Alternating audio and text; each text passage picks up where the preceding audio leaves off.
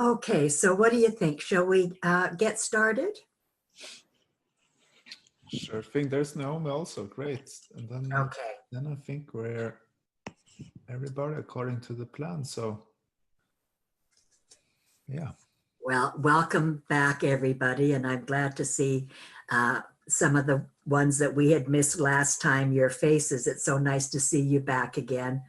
And I'm glad that you are listening to the tapes if you weren't on the call, or at least that you will if you didn't listen to it yet. It was a good one. It was really, I loved the last call. I thought it was really good. Before we really kind of get into it, I just wanted to check and see the change in dates. I am sorry that I've had to change the date, our last date in May, from May 23rd to May the 16th. And I thank you, Andre, for sending that out to people. Is that going to work with everybody? That you're able to change the dates? Yes? Yeah. Okay, I'm so glad. I really appreciate it. I'll be on my way to London. I might even have landed by that time, but I honestly didn't feel it wasn't resonating with me then to try to do the last call when I'm sort of still in transition. I know some folks would say to me, well, it's just thought, Elsie. But that's one area where I draw the line. And it's like my body says to me, okay, when you've traveled for 9 hours and there's 8 or 9 hours difference in the time, my body wants a rest to be at its best. And I love that. You know, as I say, I know really seasoned travelers, and I feel I'm seasoned, but I season in my own way. You know, what works for me. I love to go in when I'm traveling overseas 2 or 3 days early and just have time on my own where nobody really knows where I'm at except for my husband and family. And I can just have that time to adjust, to get quiet and still and be ready then for whatever work I'm invited to do. And even going to LA at the end of March, I'm privileged to do the last Soul Series session for Rohini. I love to come in at the end, if possible, of whatever people have been offering. To me, it's like a privilege to come in at the end and be able to just go for it. You know that people have been touched very deeply by previous facilitators. And then I come in and I just am able to slip into another reality with everybody. And then after that, I'm, so I'm coming in a couple of days early, even for that, because I love to have that little bit of time to have quiet, so that wisdom can be released, and it may not come out with words or insights. It comes out with the feeling that I by now recognize is wisdom. And I trust that it will prove fruitful when it comes time to actually begin to share. And then I get to be part of the speakers at the 3PGC conference that's happening in April, and I'm really looking forward to that. If it's at all possible for you to join, or I don't know, Brooke, is it going to be also live streamed? I don't think so. I think we are probably recording, but we're trying to make it very simple. Okay. And I know you can't do everything, and I'd encourage you to not do everything. But say you weren't going to London or any other training for a long time, and it was possible for you to go to 3PGC, I would say that's a goodie, because there are a number of kind of old timers getting together in a fresh way, in a way that I've not really seen.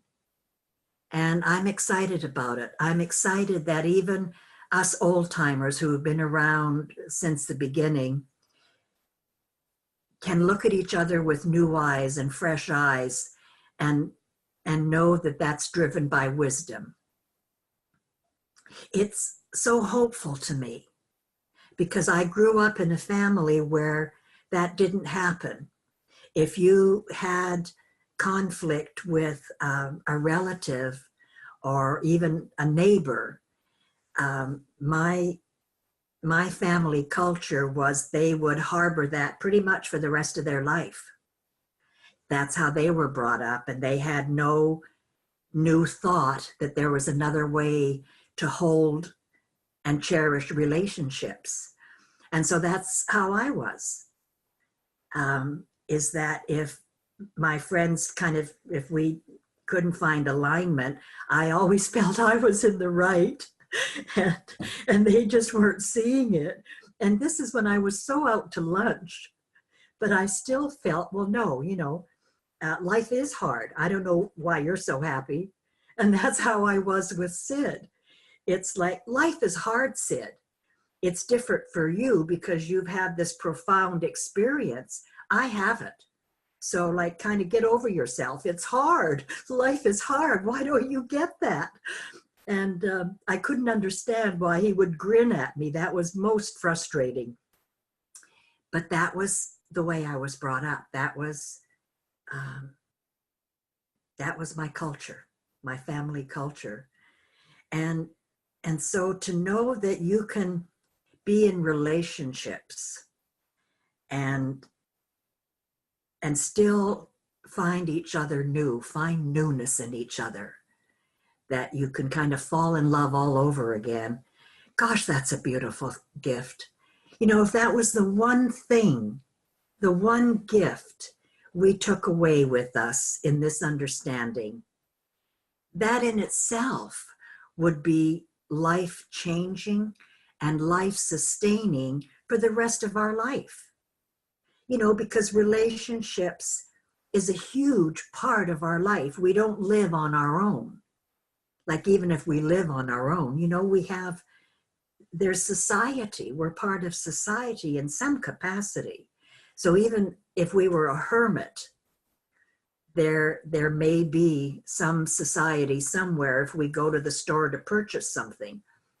And it's a beautiful, precious gift to know that we can still keep seeing each other, even in long-term and sometimes contentious relationships, can still come to the table with new hope and come away with the fresh perspective. That's precious. So, as I was looking at what Andre and I had put together for sessions, it wasn't until we first started that I said to Andre, gosh, Andre, we've got like 8 sessions and we have like 8 topics. It's like I hadn't connected the dots when we put it together. It's what came out of Andre, and then I changed some of them. I added, like we worked together. It was a team development, but I still hadn't really put it together. Oh, well, here's topics for our 8 sessions until we actually were about to start. And then I said to Andre before that, wow, isn't that cool? Like it just fell into place. And I can see that really strikes you as funny, Kathy. Wisdom at work. I know. I don't know if it's Andre's planning or if it's divine guidance. Probably a bit of both. It's so true. And I love how you see that, Yeah. kind of that cosmic humor of divine mind. Yeah. It's classic example. It's like put it together and we don't even know how Yeah. it's gonna show up. So, And if it had been 7, that would have been perfect as well. It's it's however true. it would have shown up would have been perfect, but that's classic. Honestly, it's so true. And I love that we can all, that we've had those experiences ourselves to wake us up to, hey, bottom line, wisdom really is in charge. We still have the free will, the choice, whether we're going to listen or not, or follow, be guided, mentored by mind, in other words. But it's like wisdom is more than got our back. Like that was kind of what struck Andre and I when we were talking about this, because for such a long time, many of us in the community have talked, including me, have talked about, I've felt wisdom shoulder to shoulder with me. I have felt there are times where I've just been like taken so aback by something someone in the audience said that I didn't know where to go, and wisdom came out without me knowing, or how can I say this, without me asking or anything. But that also came to me in a very practical way. And I don't know if I have shared this with you all. If I have, please bear with me, and I'll see what comes out. But it was a real turning point for me that showed me wisdom doesn't just have our back or isn't shoulder to shoulder with me, with anybody. We are wisdom. And that gave me such, again, like another boost, another release of wisdom, where I realized, gosh, I don't have to be anxious or concerned about what's going to come out. Just trust that when I show up, when you show up to do what you're going to do, to share what you're going to share, wisdom will come through you. And that really happened so strong many, many years ago when I still wasn't really trusting it. And I was working with Roger Mills in San Francisco. Sid was there, and he had been invited, and he asked me to go with him. And then he asked Roger and I to start it off, the seminar off, and we did. And Roger and I were both moved by how powerful the feeling of love is. That when you come from that feeling of love and understanding and compassion, it does magic. It creates magic in our lives. And so we were sharing that, each in our own way, each with our own voice. And I don't know, maybe 15 minutes, 20 minutes into our sharing with the audience and engaging them, somebody stood up and shouted at me and told me to shut up and sit down. And I like, it was anger that he came from, and it shook me up. And this was probably 3 years into my learning. And I was really taken aback and hurt, and I didn't know what to do. And he was with about 5 or 6 colleagues of his, and they stood up with him and they applauded. Yeah, shut up and sit down, Elsie. And it's like, oh my God, like, what happened here? I didn't know what to do, and I could feel myself welling up with tears and hurt. And what came out of me in the moment, wisdom, was, is this the feeling you want? I said to the audience. That's what came out of me without thought. Because the feeling before then had been really beautiful, except for that little corner far in the room. And I just wasn't attentive to that. Like, I just felt overall the feeling was beautiful. And so that's what came out to the audience, like, because the feeling just sunk. It was like dead. and shock. And that's what came out, like, is this the feeling you want? And then I ran off the stage. And behind me, I could hear Roger trying to, correct things and try to explain, and he wasn't any more successful. And so he came off the stage. He didn't run. He, walked off the stage and followed me down the hall. And I saw Sid walking up the hall to join us. And by this time, tears are coming down. And Sid said to me, like, "What's wrong, dearie?" And I told him.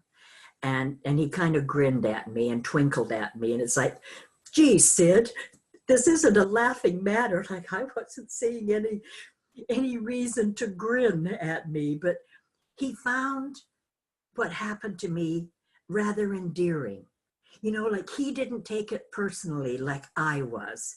And he gave me a cuddle. And he said, "It'll be okay, dearie. It'll be okay. And let's go for lunch now. Roger, let him know we're all going to go for lunch. We'll come back and I'll straighten things out there then." And so I'm kind of, keeping in my sobs, and we go for lunch. I couldn't eat. And I'm just thinking, okay, when we get back to the room after lunch, and I'm kind of envisioning Sid rolling up his sleeves and giving the audience what for, that he's going to blast them for being mean to Elsie. And so I'm still really bent out of shape at this experience. I cannot get regrounded. I'm just out to lunch. And we go back in, and I'm looking, and they're still, they came back. Those 6 people came back. And I was kind of shocked. Like, I thought they might have left, dreading what Sid, the man, would say to them. Well, you know what the man did? Instead of rolling up his sleeves and giving them what for, or telling them off or whatever, he gave them love. And I remember Anna in Italy. There was something that Sid said in one of his old tapes that I had played then, where he said, don't do damage or don't provoke anxiety in anybody. What did he say, Anna? Yeah. Don't create any anxiety in others. Yeah. And I know that hit you like a ton of bricks. Yeah, he did. Mm. And I saw him demonstrate that. He didn't go after them. He wasn't at all concerned. He went inside and spoke his highest. Mm-hmm. And it elevated the room. It elevated people's consciousness, that inside consciousness. And that was it. Like, I was really bitterly disappointed.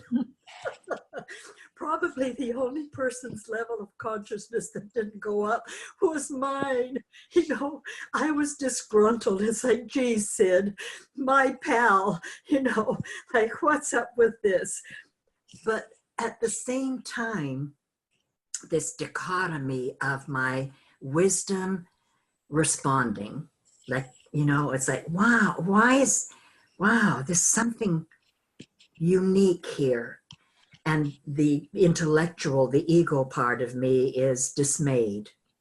So there was that dichotomy, not in alignment, but still at work.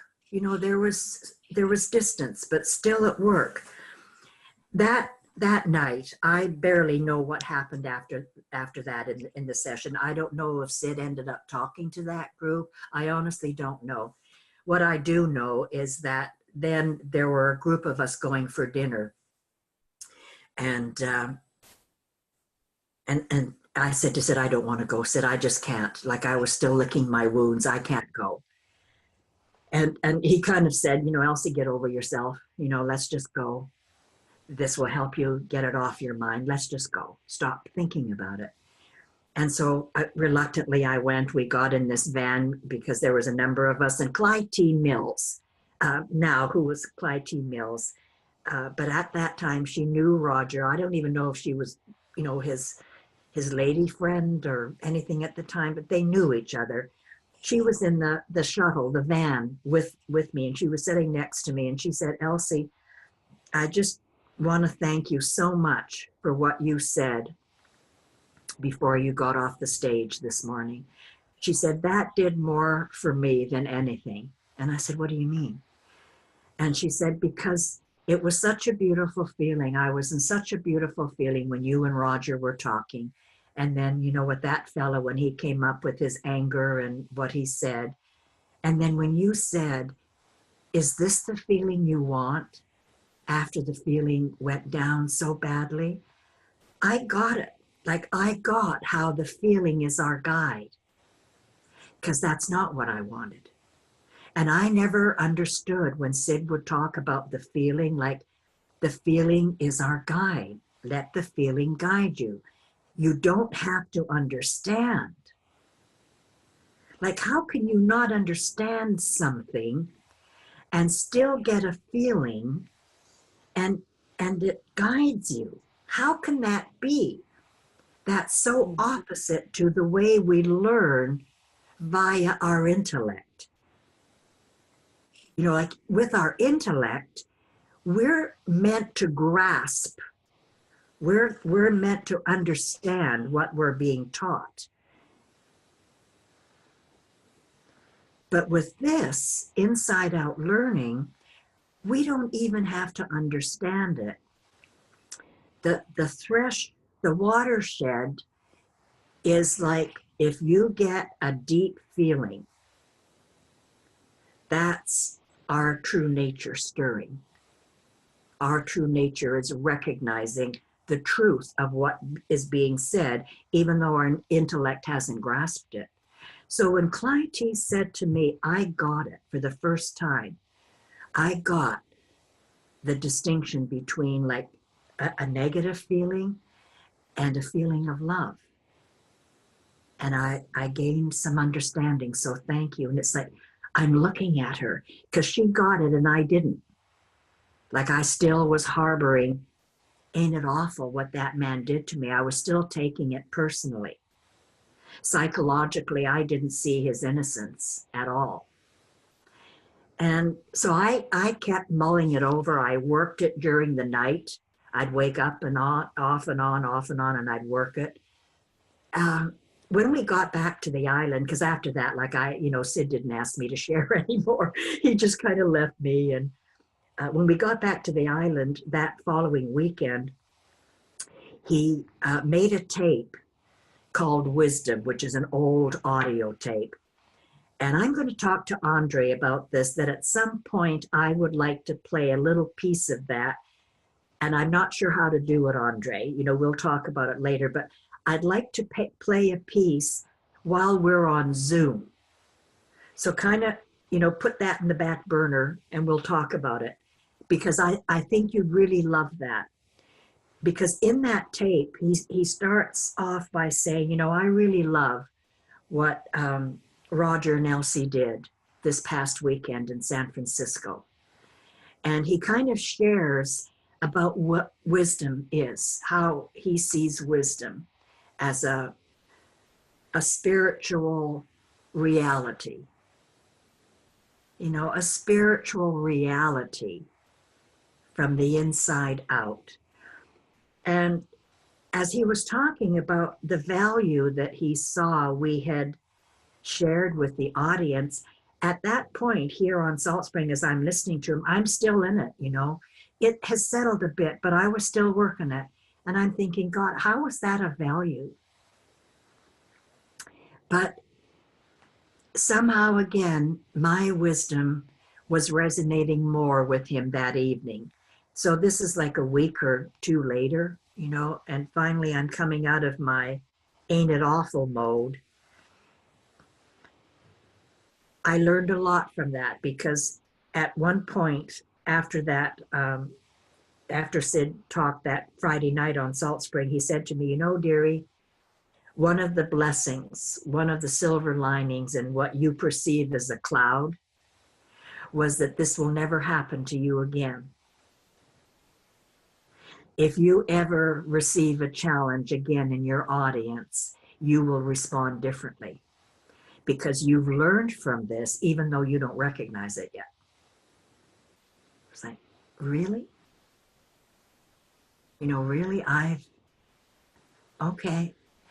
And so again, like I didn't go back into as much as really, it was like, okay, it gave me more relief. My wisdom was manifesting and releasing more. Fast forward about a decade, and that was true. In that decade, I never, ever again was challenged like that. Part of it is I became more aware, like more conscious of the whole audience. I wasn't so swept up by my own feeling. Do you know what I mean by that? Say something about that, Kathy. Can you say something about that? Well, I can, but yeah, no, I'd rather you say more if there's more to be said. I've got something to say, but I can wait. Okay, well then do come in though, because I love that you recognize that Yeah. right off the bat. In those early days, as I was just coming to feel my wisdom, there were times where I was captivated by so much by the feeling of my wisdom, because I was so unused to it, that I just fell in love with my wisdom and believed that everybody else was where I was. I wasn't. And so there was some ego in there. That's what it was. There was some ego in there, because I was flushed, with, oh God, like I do have wisdom after 30 years of believing that I had nothing and that I was not very worthy and so on and so on. And now, like, I'm feeling this wisdom. And for a while, there was a purity to the wisdom because I wasn't used to it. But then as I got used to it, I kind of started to like own it.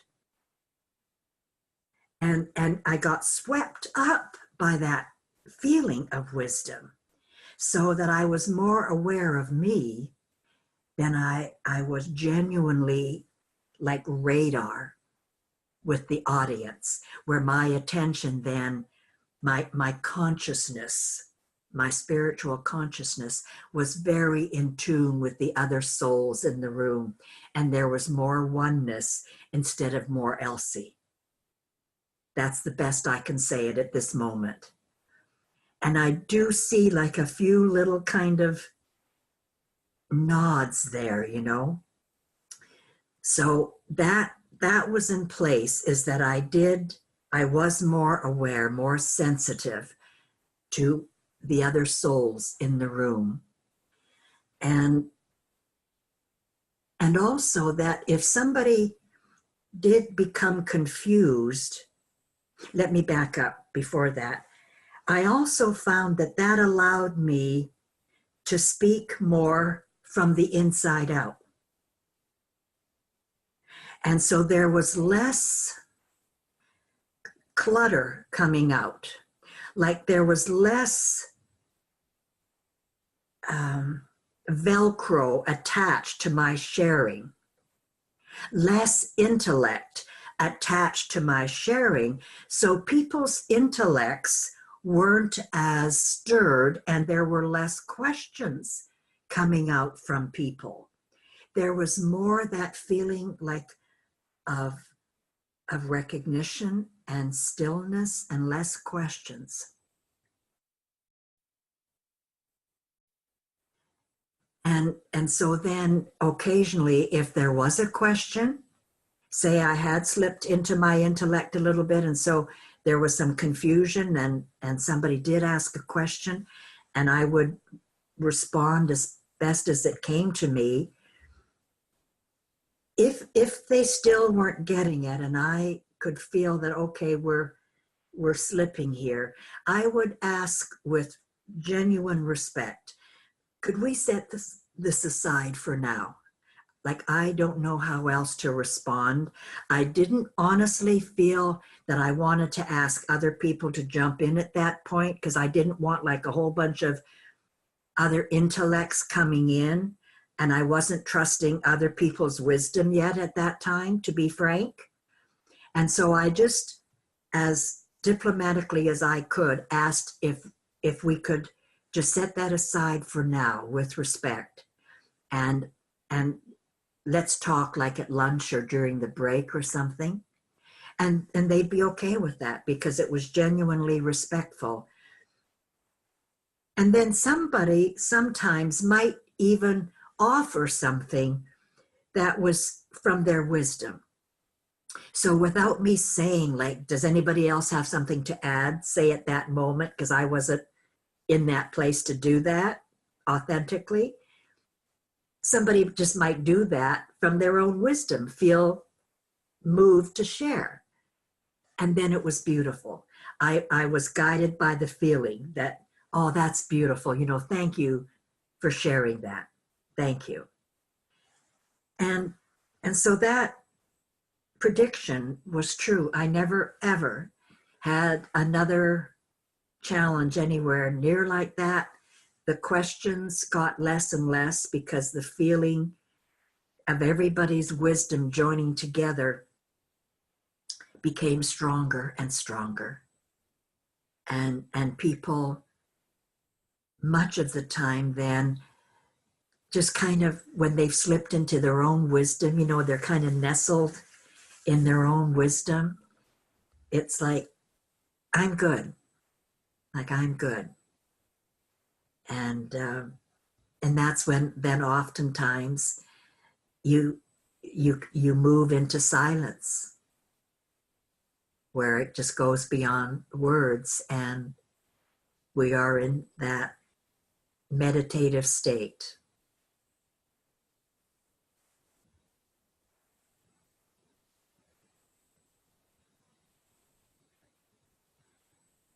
So that was the first time that I really felt wisdom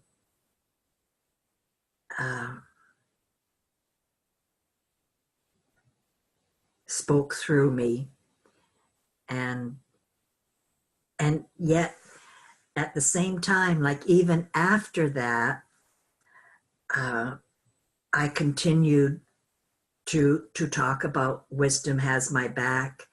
I'm shoulder to shoulder with wisdom and so on.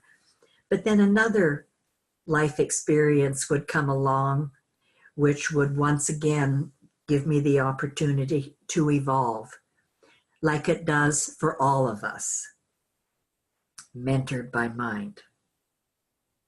You know.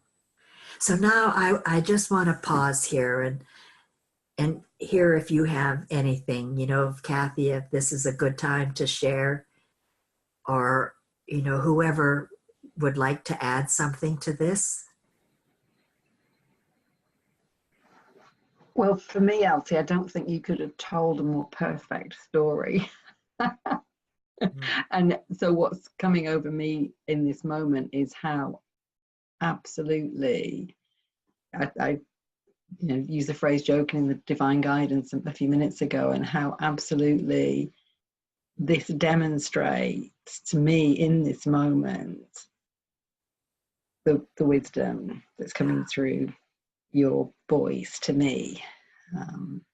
Because I had a very similar experience to that on Saturday last week, to the workshop you described, and likewise I felt kind of knocked off my balance and stood up. I don't need to go into the details, and there was some hostility in the room, and then somebody afterwards said how much she'd appreciated it. That, you know, the whole thing was very similar story Wow.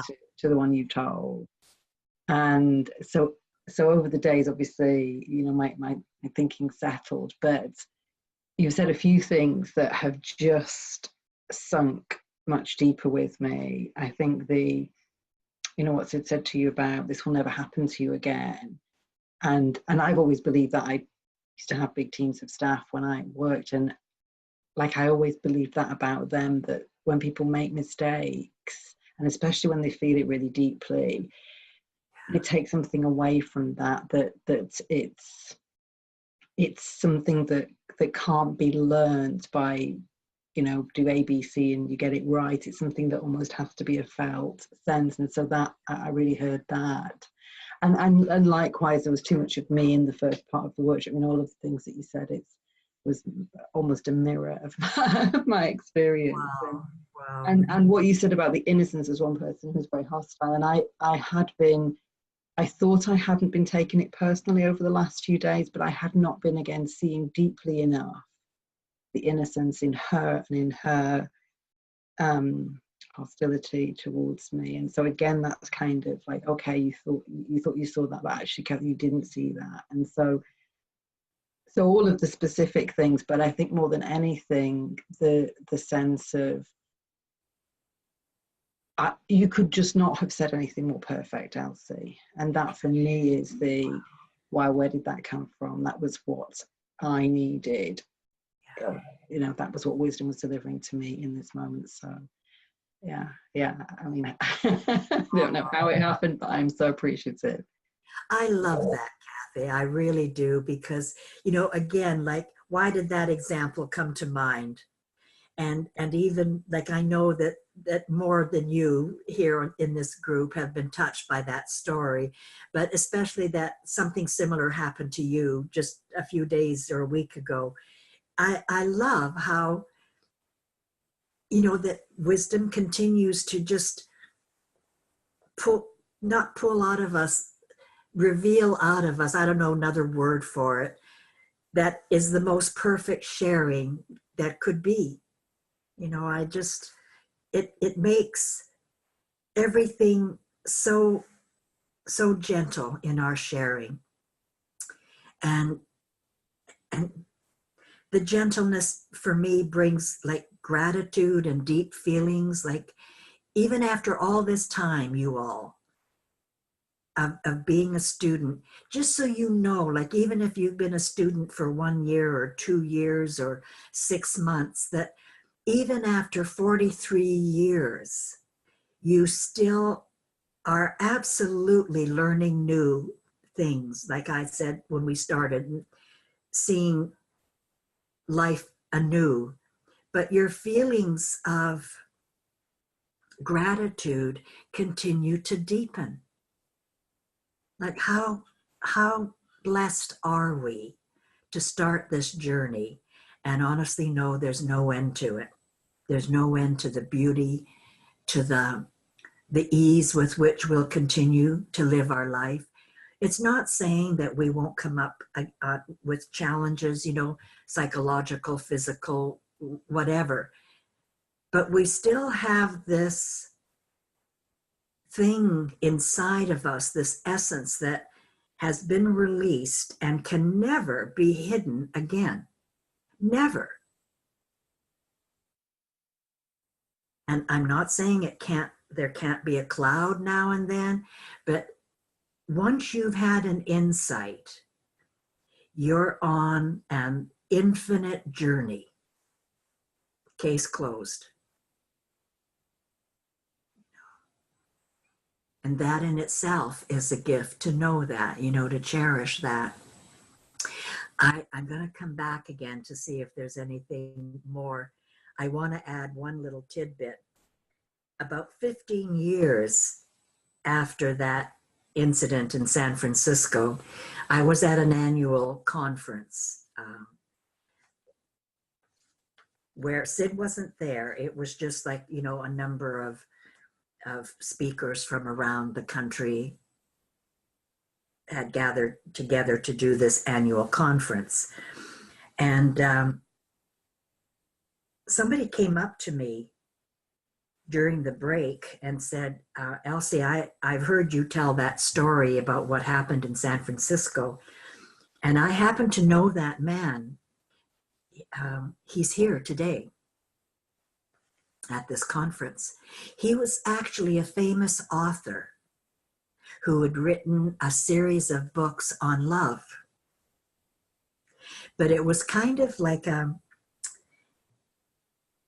conditional love. He didn't know that.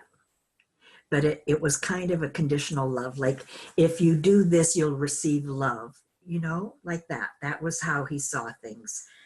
And it was very popular. He was well known. I didn't know this until later, you know. but I could see later why he would have felt threatened by this new kind of agape. Agape is a word that Martin Luther King used. It's unconditional love for humanity. It's a neutral love that you have for humanity. And it's a powerful, powerful message.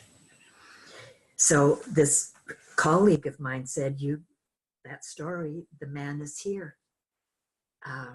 He'd like to talk with you. Would you be willing? And I said, absolutely, absolutely.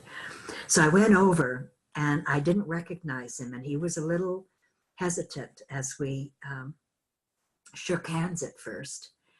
And he said, Elsie, I've never forgotten that time. He said, after that weekend, I felt so bad at what I'd said and how my colleagues supported me. He said, I felt so bad. And after that, I started to follow Sid a little bit to hear his message and see what was going on. And I've been in and out because my life has been filled with my work, and it hasn't been easy to give it up. But just in the last couple of years, and I'm saying like it was 15 years since I met him, since that incident happened. So let's say 13 years after he came to the conference first time. And he said, I'm getting more of the drift of what this message is offering humanity. And I wanted to apologize to you. And so we cuddled. We had a nice hug, and I was really very, very touched by what he shared with me. And I also apologized to him that I wasn't as aware of the audience as I could have been, that it was tremendous learning for me, and I thanked him for that. So it was a beautiful exchange 15 years later. Yeah. Life is so interesting. So is anything else hitting you that you'd like to add to in this, what I've shared and Kathy? Yes, Tanya. Or Tony. I'm saying Tanya, Tony. That's okay. Last week, because you mentioned sometimes when wisdom hits you, it really takes you out of a lot of thinking. And last week, partially through the class, I was in such a feeling that I actually left a little early and went and sat and had a cup of tea. And I think that in such deep stillness that for a long time, and I allowed myself to not be afraid of that, just because it was such a just a beautiful feeling, very connected and very still. And I think being busy in our lives, that becomes almost something that's so new that it's not always easy to be comfortable with, because we're used to busy, chattery thinking, ego, and so I just sat with it I just sat until I was told until I knew to get up, and so I just sat. And it was beautiful. It was really, really beautiful, and it's just a simple way of feeling wisdom in a different way, it, just as it was coming through. And I also wanted to share that kind of on the incident of when you feel your wisdom and you kind of think, oh, I'm getting this, how come something, right? There was like a not an argument, like a tiff between my husband and I was thinking, oh gosh, how come he's not seeing what he's doing? How come he's not seeing this and seeing this, right? right? And I'm all thinking, and then later I was like, there was a moment then when something just shifted in me, and it was wisdom, and it was such a wonderful thing because I saw what I was doing very clearly, and it just shifted, and it just changed everything, and I just then was able to have like elevate the whole feeling, and everything just dissipated. But it's really funny how sometimes our personal thinking, begins to analyze and look at this and look at that, when wisdom doesn't. Wisdom is that like feeling, and it always, anyway, it was just made me, your story made me think of that, how that moment, like getting full of ourself, not our wisdom, ourself. Yes. And that Ah, luckily, so I had a good learning experience with that too, since the last class, that importance of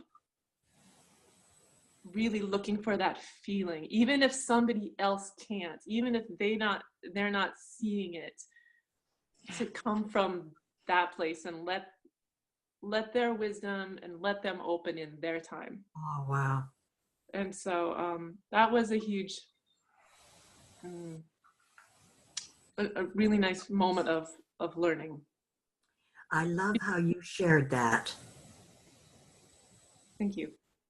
I honestly, you shared that deepened it for me. That even when, like you said, that even when your husband wasn't necessarily in that feeling, the fact that you shifted into it gave him freedom then, because you weren't judging him and looking at him to change. You changed. Right. And there's this famous saying, oh my gosh, that it was like, and I've heard Sid say it, of course, many, many times, but you change and the world changes with you.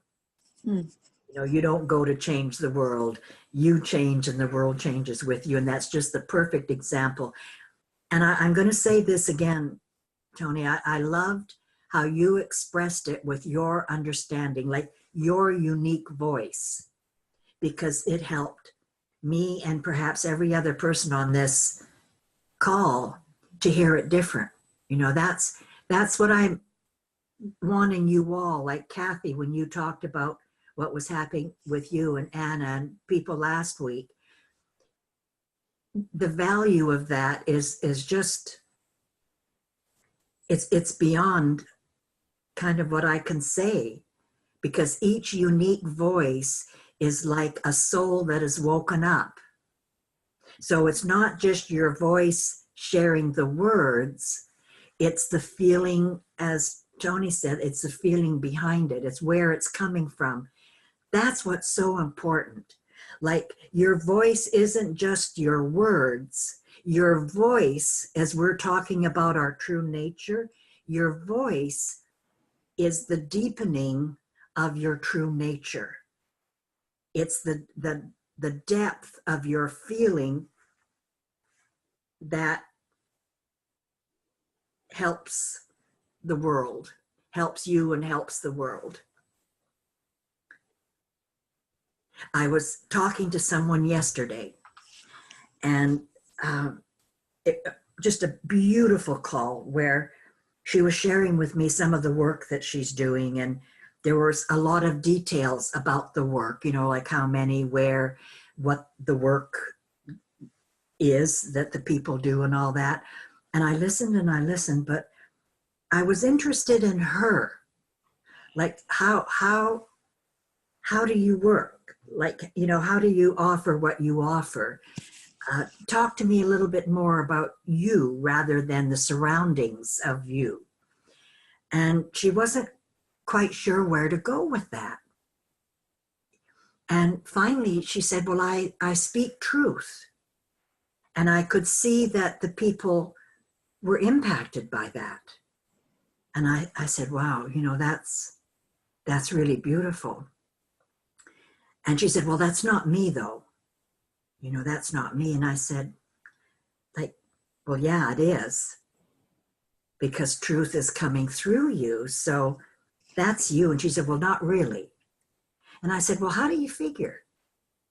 Like, how does truth come through you and touch people?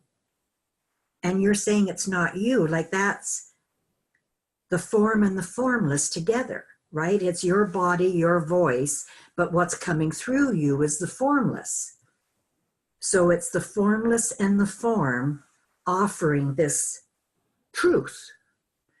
And the reason how you know that you've got impact is you can feel it, you can see it in the audience. So truth or wisdom equals impact in the audience. Like, the audience got still from being really busy minded. Again, like somebody had said, well, Tony, you had said that about, we all get really busy. And so having that stillness is just so precious. A stillness happened in that audience. Truth equals like a stillness, a deep feeling in the audience. She was still kind of, then she starts to go to her intellect, trying to figure it out, like, like, how does that work? And I said, don't figure it out. It's like, where can truth come from if not inside of you? Like, what allows that truth to happen? What allows you to see it, to be aware of it? It's like she hadn't connected the dots. Like, somehow she wasn't seeing that wisdom was really her. That you can't divorce the personal from the impersonal, or the formless from the form. We can have distance, it feels like, because sometimes our intellect takes over. You know what I mean? Like our ego takes over. But when wisdom starts to settle us down, like the stillness, and again, I love that you left the call early, Tony, that you listened to your wisdom, you'd had enough and you left the call early and you went and you resided in your own wisdom with a cup of tea. Oh, my girl, well done. Well done. Connect the dots. Like, when you see impact happening in front of you, that's you. That's like the big you. That's the mentored by mind you. And all of a sudden, I could see her face changing on the call. And there was a sweetness that came out of her, like on her face. Her face got really sweet from the face that she showed up with, which was a little busy, busy-minded like we all get. But the sweetness came out of her because her true nature was manifesting visibly on her face. We all know that, eh? Like, we've seen it if we look at old pictures of ourselves and we look at how we are now, but we may not necessarily see it in the moment. And I highlighted that for her, for her to, I honored it. I honored it. I honored her sweet face, that the look of sweetness and the feeling of sweetness that was coming from her is her unique voice. And each of us have that unique voice, not just our words, a unique way of expressing it. More than that is whatever unique voice comes through us in the moment. And sometimes it might be sweetness. Other times it might be like certainty that comes out. It might just be pure love. It might be humbleness. It might be vulnerability. Like, if you share your vulnerability, that's, God, such a precious gift. That's our unique voice. that's our true nature voice. And then when that is manifested in our physical form, I mean, if you'd have looked in the dictionary 43 years ago at anger, what does anger mean? You'd have seen a picture of Elsie Spittle, you know, like frowning and mean looking, a mean lady, you know.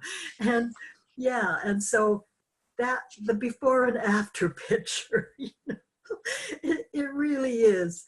It's so nice to honor our uniqueness, honor our true nature.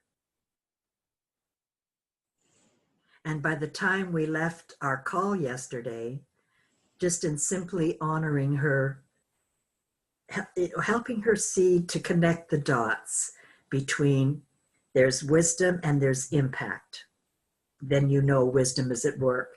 Because one of the questions she asked when she was still kind of trying to figure it out was like, well, how, she said that doesn't always work. Like I've seen sometimes when people really articulate their understanding and the principles and so on, and there's like energy in the room, but it's like, what quality are like is what quality is the energy?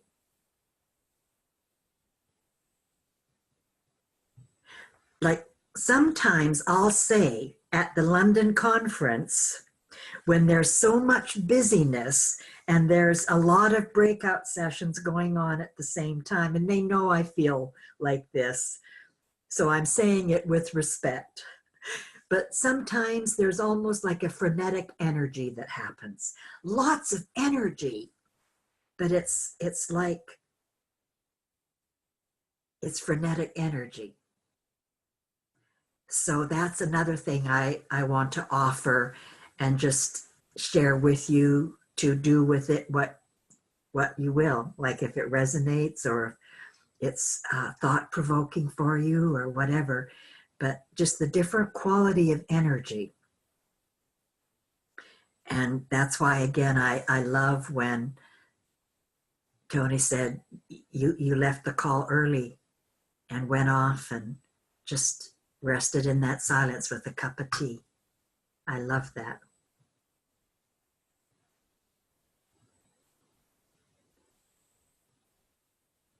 Anything you want to add to that?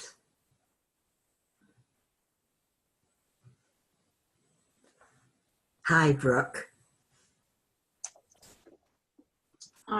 So what's been really, since our last call, this is the first time I've tried to articulate it, but what keeps coming to me, you mentioned two things, and I don't know on which calls, but one thing we talked about was alignment and how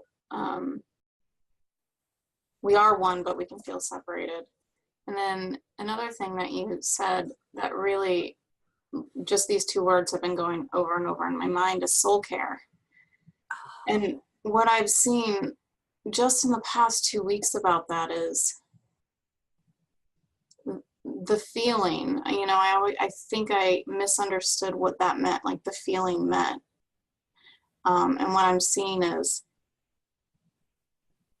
the feeling is that alignment. It's, you know, it's just a very neutral feeling. And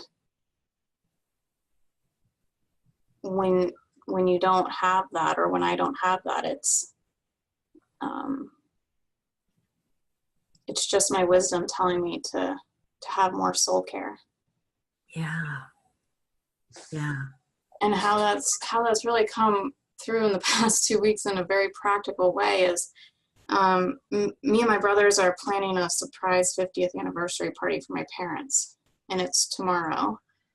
And I have a brother that's 10 years older than me, and he's always we've just kind of been like oil and water our entire life. And he's had some pretty strong opinions about the party the past 2 weeks. And our normal kind of go-to is talk to my husband about why I don't agree, or talk to my other brother about why I don't agree, or tell him why I'm right. And the past 2 weeks, every time I've wanted to go there, I just keep like in my mind, it's soul care. Like, what is that going to do for you? What is sitting in that judgment going to do? How's that going to help you? And I've just seen it at a whole different level. And what's really shocking is, so I didn't react, and he did a few things that normally I'd react to. And what I've seen is just on his own, he came back up, and we didn't ever get in the fight that we would normally get into. Wow. What a gift. Like, as a parent, and I know you're a parent too, but like, I'm putting myself in your parents' shoes. That would be the gift, is to see you and your brother not have any disharmony between you, and that has happened before their anniversary. Oh, Brooke. Yeah. I mean, what a beautiful thing to release within you, to see that soul care. Do you know, until you mentioned that, soul care, that word again, I just love that word, but I'd forgotten about it. I'd forgotten. And yet that was such a deep discussion that came out about soul care. And now it's like come alive for me again, because you shared that in your unique voice. Oh gosh. Cuddle, cuddle. That's the only thing. I wish we could, cuddle through the screen somehow. I just get so filled up. What a way to go into your parents' anniversary tomorrow, 50 years. God, they're just kids. Well, I know they don't know me, but, wish them a happy anniversary from this old lady in Salt. Thank you, Brooke, for sharing that. Thank you. Wow. And Constanza, I see your picture is up. You might have slipped away, but I just want to tell you, I love the photo, the profile of your photo on that photo. That's a beautiful photo. Are you driving in your car? Yeah, but I can speak. I have to That's very cool. Very sophisticated. But I can still do the call. I don't know that I could do both. Drive the car and be No, on it's this. Yeah. okay. Well, I wanted to share something because last week I was not on the call, and I asked you all for advice in this juvenile system thing, and you all told me, you know what, just wait and see what your wisdom tells you to do. So it was very interesting these last few weeks, because instead of going to the juvenile system, we got a call from an addiction center to go and work there. So for me, it was very interesting. It was like wisdom guiding me to where I had to go. And we had great sessions. We've been there for 3 times already. And we, it's really great, because there are people addicted to drugs and alcohol, and they are locked up, and some of them just come and go. So we could get the feeling in the room of anxiety and insecurity and depression and all sort of things. And then how they got in the feeling after we were with them for just a little while sharing. So I guess what I could see is how kind of judgment you are trying to do things, but like with a judgmental or ego vision of what has to be done. And that reminded me of this, what you said last week, of control and choice, the difference between control and choice. All right. So you really don't control anything, or you could try, but if you go in the choice direction, you're always guided by this wisdom, and you go to the place you have you are meant to be, and where your presence is going to be really awakening for people. So that has been my experience for these weeks, and also not judging myself of what is not going to look like or be like or feel like. Just be okay with whatever shows up and just show up and choose what the feeling that I'm feeling is guiding me towards. So that's what I wanted to share with you. Wow, that is fantastic, Constanza, Thank you. honestly. And I can see on your face that you've got this level of calmness Yeah, because you followed your wisdom. Like the time before that, it was like there was a tiny bit of like, what should I do? You know? yeah, And that was exactly. reflected in your face. But now it's like you followed your wisdom. And so there's that level of calmness and quiet. Yeah, And because I'm sorry, I guess no, it's you go like ahead. just following wisdom with no expectations of how it's going to look like or show up like, and just be myself Yeah. no You, matter what. you know, there's two things that strike me about what you said is, first of all, you know, the calmness coming through you, even as you're driving and turning corners and everything else. I'm so impressed. Oh my goodness. That's But wisdom also, guiding me too. okay, wisdom's driving the car for you, right? Or it's Yeah, going to pull over to the side, park it. But also, like, just the simplicity of you showing up from that calmness, that the people that you're talking to, that's what they want. Even you could say to them, okay, like, what do you want? You're here because of addictions or whatever, blah, blah, blah, blah, blah. But underneath all that, it's like they're looking for some peace of mind yeah, at the very least. Like what human being in this planet doesn't want peace of mind? You know, and you're bringing that in because that's who you are. That's what you've released. yeah, And so I love that. And I love that whoever then, like if you're training other practitioners or coaches, all of you, that the more you trust the release of your own wisdom to guide you, the more that's what you're going to be teaching. That you're not going to be teaching your clients dependence on you.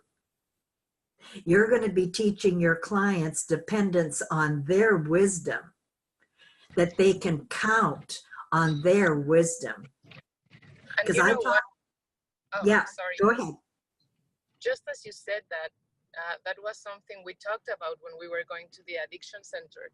It was like how interesting it is that we are going to talk to people that are addicted to something and dependent in a substance, and what we don't want for them is for them to be addicted to us going, Wow. you know, just like to trust their wisdom to be okay. God. Okay, we can all go away now. No, but that's fabulous. That's fabulous. Wow. Yeah, I'm gonna put the put on because buses are coming through. Maybe you hear the noise in the street, but I'm still here. Yeah. Okay. That's honestly, thank you so much for sharing that, Thank you. Constanza. Wow. I was talking to someone again the other day, a week ago, and he has like a large organization that does wonderful training, and occasionally I do a little bit of work for their organization. And he was saying, like, Elsie, I'm feeling what I want to help our students see is that they can count on themselves. They can count on their own wisdom. He said, because sometimes like they keep coming back to our organization, you know, our sessions, over and over again, or I see them going elsewhere to more sessions over and over again. And he said, when I see that happen, he said, I feel like I've been a bit of a failure, that they still are feeling the need to go elsewhere to discover their wisdom. And I really felt his kind of his angst about that. And so that's kind of his new platform, if you will, now, is to do just what Constanza was saying, that she was saying to the group, like, don't depend on us, count on your own wisdom, see your own wisdom. And so I love it when I have a client that wants to come back, or doesn't want to come back. That's what I love, pardon me, that doesn't want to come back. It's like, great, yeah.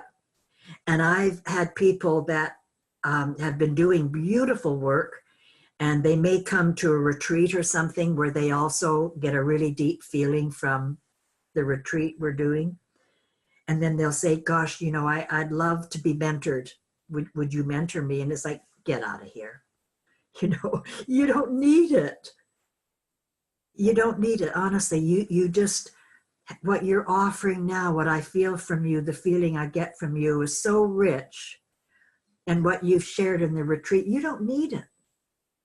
And it's like, they go, wow, you know, wow.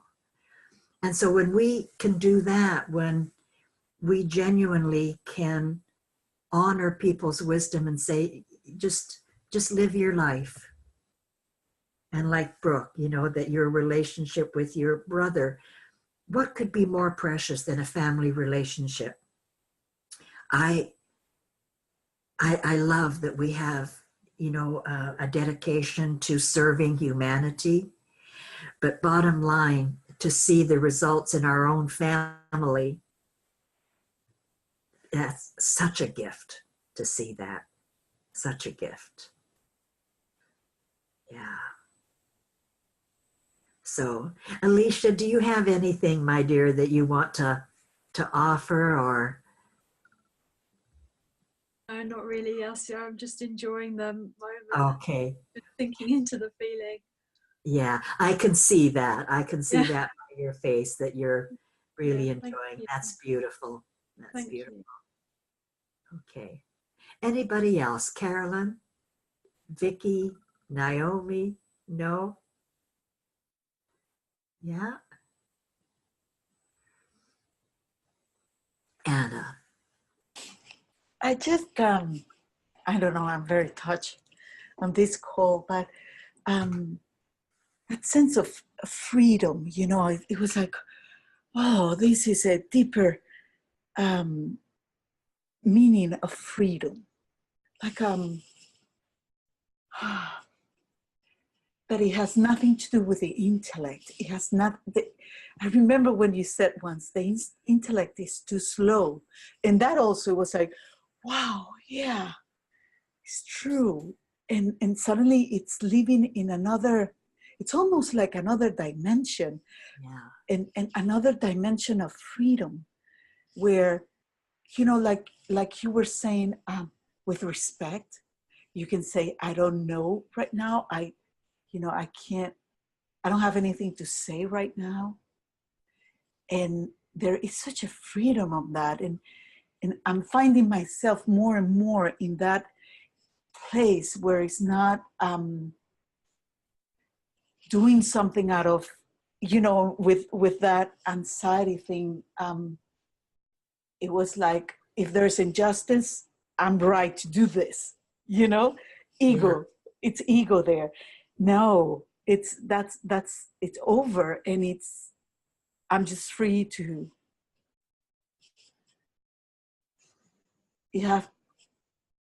I'm free to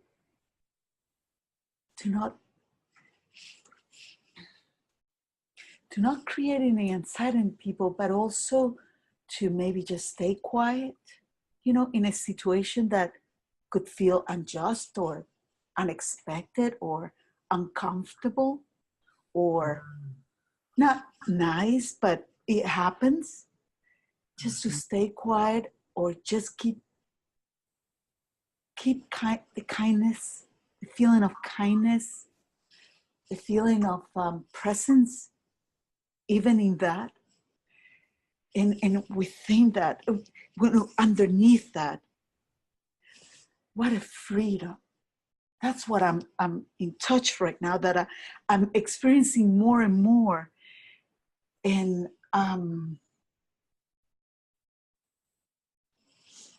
it's just really beautiful. I just wanted to share that. Really beautiful. Wow. Thank you, Anna. I love that. I love that.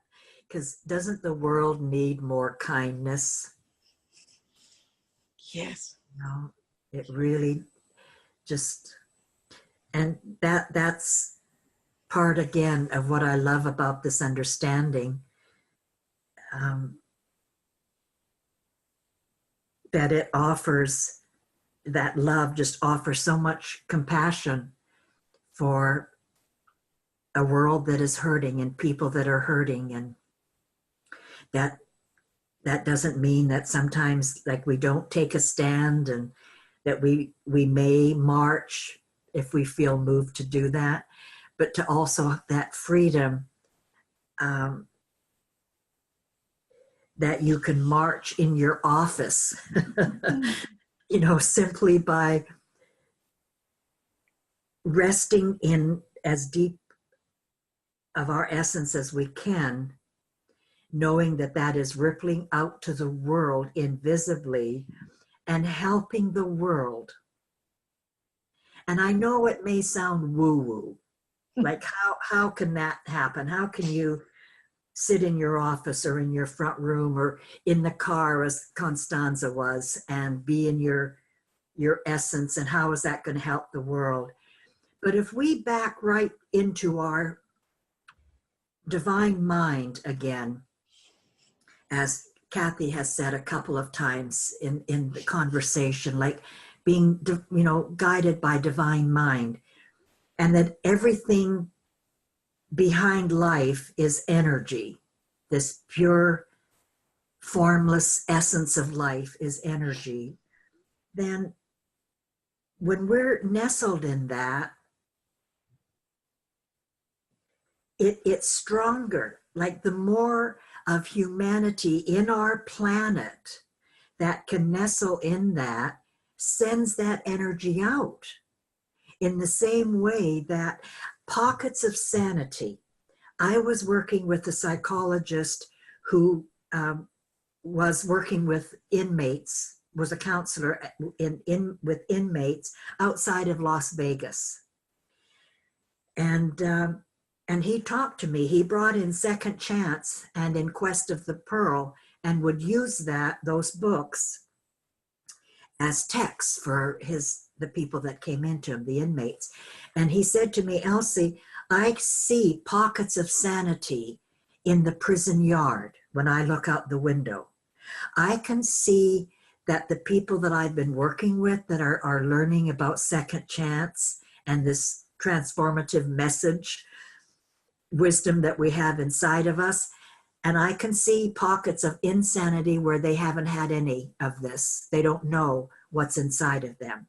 I see it. There's pockets of calmness and camaraderie. And then in another part of the yard, there's people like, pushing each other around and getting violent and attacking the guards. He called it pockets of sanity. That's what we are. We're pockets of love. We're pockets of love. And there's a vibration. Again, I know that may sound woo-woo. If anybody had talked to me about pockets of vibrations 44 years ago, I'd have said, get out of here, But I'm trying to do the best I can do to describe the indescribable about this energy, and knowing that when the more of humanity that rests in that energy and sends out love to the world, it helps. Absolutely. It helps. So when Tony went off, and did you go off again, Tony? No, there you are. Yeah, I thought you might have slipped away again, and I'd be thrilled if you did. But it's like, you slip off there and you're just living in harmony. That's a beautiful thing. Naomi, I meant to ask you, how is your mom? You're sweet, so sweet to ask. She's great. Is she? Great. Yeah, she's great. She's really after the surgery, she is great. She is great. I think it'll probably take a bit longer for her to, she needed a good nudge as well to go, you're fine, and take first steps. Okay. Kind of wait and gauge when she was ready or not. But she's really well. She's really well. Oh, I'm glad. You know, After the call, I thought about that, and I kind of gave, I judged myself that it hadn't come to me to ask you. yeah. I was so taken in with your story, and then that was it. And and then I thought after, oh God, I wish I would have asked her about her mom. My mom, there's two things, if I can. I don't know Please. what time is, but one thing she said when she was in heart failure, we didn't know that she'd pull through or not, and she had a do not resuscitate order on, but my brother and I went in to see her, and the doctors were kind of standing by, and you could see she was in a lot of distress and in pain and kind of dying, really. But she said to me afterwards, the next day, she said that there was a line. She said, my mum is very religious. She said, it's not a white light or a tunnel. She said, but there was a line, and I had a choice to cross the line or to not. And at that moment, there was a line, and I chose not to. And it's so interesting that, as with everything, and with Constanza's work and what we do, and allowing mind and wisdom to make decisions for us, it'll give us what we need, that she wasn't ready to pass on or to leave. There's something, and we don't know what that is, but there is something that that mind or wisdom that she wasn't finished with yet. Yeah. And I think that was really really powerful for her, and for us as a family too. And then the other thing, what you're saying there about pockets of love, I guess. But for me, I kind of see that where, as a human body, so we have we're 2% DNA and human, and the rest of us is all just microbes and gut bacteria, good and bad, and our microbiome. And as parts of it can go, and turn into inflammation, or we'll eat too much sugar, so we'll have too much of one bacteria and get a candida, or whatever it might be. At the same time, we can have pockets of a good lactobacillus bacteria, and they will nourish the ill health and the imbalance back into balance. Wow. So, so you'll get growths, or, any sort of illness or disease is based on, when you look at your microbiome, it can be based on that. So while our microbiome is to us, we're almost to Mother Nature and to the cosmos, because it's never ending. Yes. We are that tiny gut bacteria so our little pockets of whatever we do can make a difference, but we may never know what that is, Yes. or why we chose one side or one different, we don't know, but we can only trust in wisdom. Yeah. Oh, that's beautifully said. Beautifully said. I love that you showed how that showed up in our body physically, and then, globally and spiritually. I love that. That, and also what happened with your mom, Naomi. I mean, how it did something for your whole family. What a blessing that is. Yeah. Yeah. And have you, has it just been a blessing without words? You know what I mean? Like that there's been because I can feel that there was a feeling for you, and it must have been for sure a feeling for your mom, to see that she had a choice. And so has that been the way it is with your family, as like a blessing without having to articulate what happened, Mom, but just like, wow, Mom, glad you're here. Yeah, I guess I don't know the answer to that. Okay. Yeah, I guess it's different for every member of the family. And I guess a bit like Brooke, there's, you know, parts of us, my brother lives in America, so it's harder for him because he doesn't get to see Mum. Yeah. Okay. Yeah. Yet, so I don't really know the answer to that. Yeah. But I know for her and I'm really grateful she's still here. She's a lot more upbeat, and we kind of, yeah, I have a lot more respect for, personally, I have more respect for, I don't know, what people go through. And, you know, you see somebody walking with a limp and you don't know why they have the limp. You don't know how much else has happened to give them the, I know my mum might walk a bit slower. So you'd see somebody walking slow and you'd be like, oh, they're just old. But actually, what have they just been through, or what has just revealed itself to them, or what, to give respect and love back to them, and not as opposed to, oh, they're just old and doddery, you know what I mean? They have a journey, and it's as valid as anything. But we know that anyway, don't we, really? Well, not everybody. And you know what you just said now, that's so rich, because we kind of presume and judge on appearances. And it was really lovely to hear that from you, that we don't know what's happened behind the scenes. So thank you. Thank you. Yeah. Wow, you're a lovely, lovely group of souls. You really are. Andre, do you have anything you want to add? I think I always repeat what I always say at the end, so that's why I'm laughing at myself. But it's once again just a beautiful feeling from the first minute we're all connecting here, and I'm just so enjoying this conversation that it's almost hard to express. And also I'm starting to feel really sleepy. It's a bit late here in Norway, so I'm sleepy and feeling good here. So so that's me right now. It'd be funny. Just don't start snoring. Yeah, I'll have a mute, I promise. Okay. Thank you so much for setting this up and everything, Andre, and being on early with the group to welcome them all. Thank you so much. And thank you all. And just lots of love here from Salt Spring and whatnot to you all. And we'll see you in a couple of weeks. Bye. Thank you. Thank you, Elsie. Bye. Thank you.